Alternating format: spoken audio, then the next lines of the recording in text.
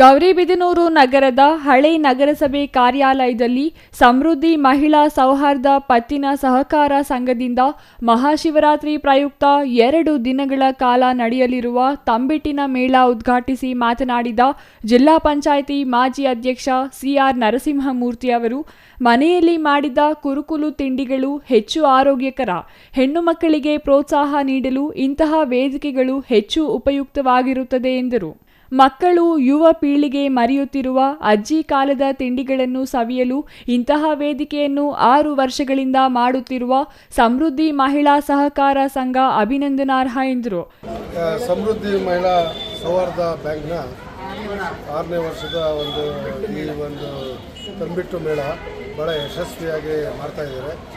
ಇಂಥ ಇನ್ನೂ ಬೇಕಾಗಿದೆ. ಯಾಕಂತಂದ್ರೆ ಇವಾಗೆಲ್ಲ ಬ್ರ್ಯಾಂಡೆಡ್, ಅವು ಏನು ಅಂಥ ಬ್ರ್ಯಾಂಡೆಡಲ್ಲಿ ಈಗ ಎಲ್ಲ ಕಳಪೆ ಇರುತ್ತೆ.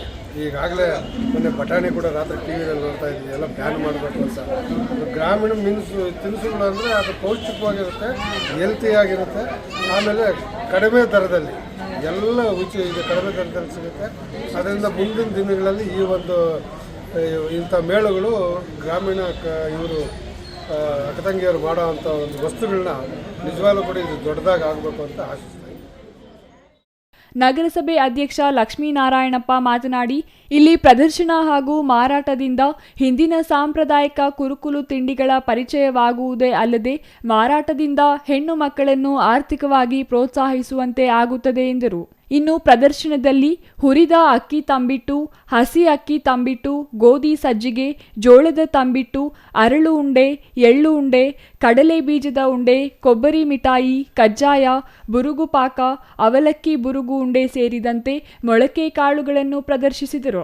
ಈ ಸಂದರ್ಭದಲ್ಲಿ ನಗರಸಭೆ ಸದಸ್ಯ ಚಂದ್ರಮೋಹನ್, ರಾಜಕುಮಾರ್, ಮಂಜುಳಾ, ಲೋಕೇಶ್, ಪ್ರಭು, ರಾಮಂಜಿ ಇನ್ನೂ ಹಲವರು ಹಾಜರಿದ್ದರು. R Manjunath, CTV news, Gauribidanur.